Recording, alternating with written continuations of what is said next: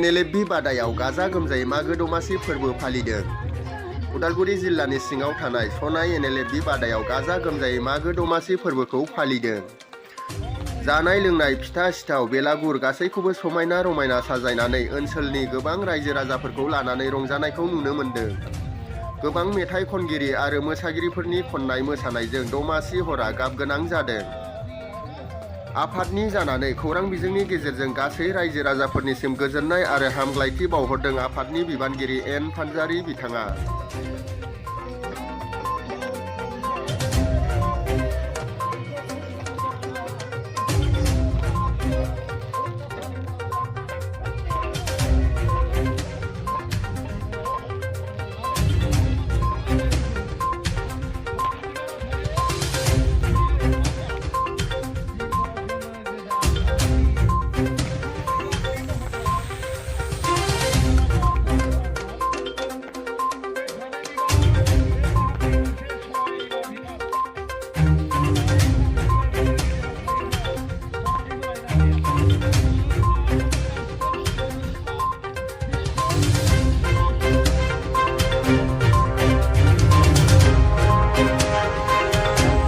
आं नोंथांमोननि चेनेलनि गेजेरजों साफ्रोम बर' रायजो राजानिसिम मागो दमासिनि आरो लोगोसे गोबावैब्लाबो इंराजिनि गोदान बोसोरनि गाहाम हामलायथिखौ बावहरग्रोबाय।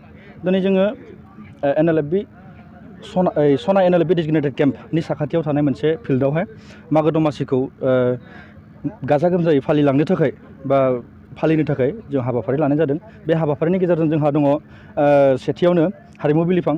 हारिमु बिलिफांनि अनगायै जोंहा जेबो गैया। हारिमु बिलिफाङावहाय स्पेसियेलि जोंखौ एट्राक्सन खालामनो फैदों होनोब्ला कष्टकार दैमारि बिथांखौ साफ्रोम मानसियानो सिनायखायो, आसामाव गासैबो सिनायखायो।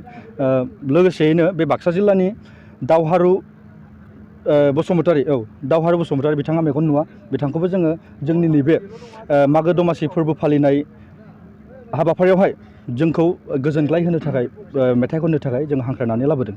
साबायखर सोंथिखौ सोंनायनि थाखाय। बाथ्राया जाहैबाय मा, जोङो नैबे केम्पआवहाय बे हाबाफारिखौ लानायनि जाहोनानो जाहैबाय जोंहा केम्पआव गोबां सेंग्राफोर थायो, केडार्सफोर थायो, लोगोसे लिडार्सफोर थायो।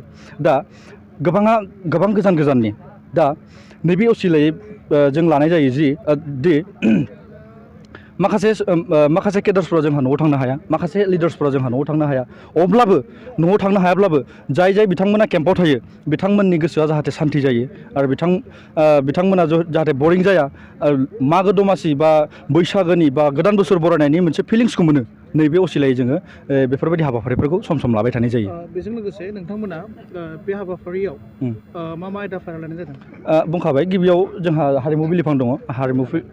हारिमु बिलिफांनि उनावहाय जोंहा जों साफ्रोम जायफोरा नुजाथि फैदों बिथांमोनजों मोखां नायलाय ओंखाम बोथिसे जालायगोन आरो लोगोसे जोंहा फिथा सौरायनि बेबस्था खालामनाय जादों। बे फिथा सौरायखौ जोङो साफ्रोमजों मोखां नायलाय जालायगोन आरोखि। जोंनि गेजेरावनो जोङो माखासे समाव माबा मोनसे खामानिफोर मावनानै बेफोरखौ मोननो हायो आरोखि। नाथाय जोंखौ बे नङा जे जोंखौ सोरबा सरकारा फाइनेन्स खालामदों, फाइनेन्स एसिस्टेन्ट खालामदों, बे नङा आरोखि। आङो नोंथांमोननि चेनेलनि गेजेरजों साफ्रोम बर' रायजो राजा, नट अनलि बर' रायजो राजा, सारा आसामाव नैबे जोंनि मागो दमासि फोरबोखौ फालियो।